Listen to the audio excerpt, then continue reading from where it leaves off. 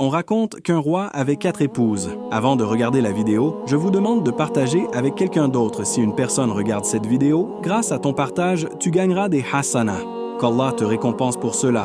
Il aimait la 4e d'un amour fou et faisait tout son possible pour la combler.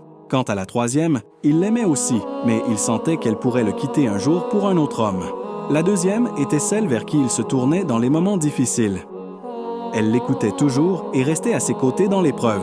Mais la première, il la négligeait, ne lui accordait ni attention ni droit, bien qu'elle l'aimât profondément et jouât un rôle essentiel dans la stabilité de son royaume.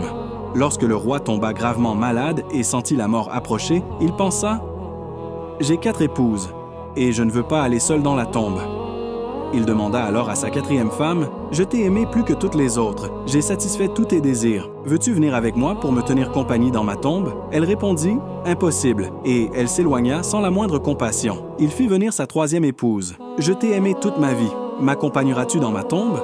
Elle répondit « Bien sûr que non, la vie est belle.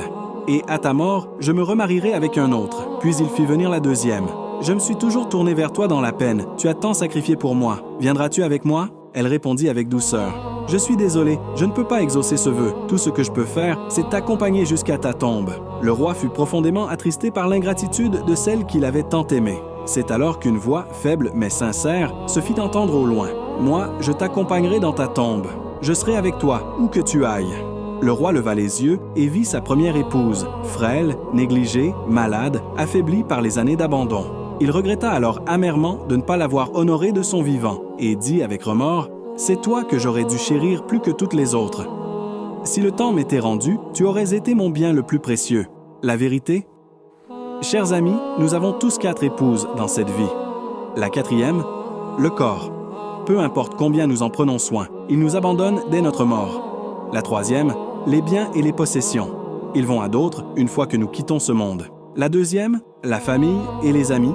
Quelle que soit leur affection, ils ne peuvent que nous accompagner jusqu'à la tombe. La première, les bonnes actions. Souvent délaissées au profit des plaisirs, de l'argent et des relations, ce sont pourtant elles seules qui restent avec nous, jusque dans l'au-delà.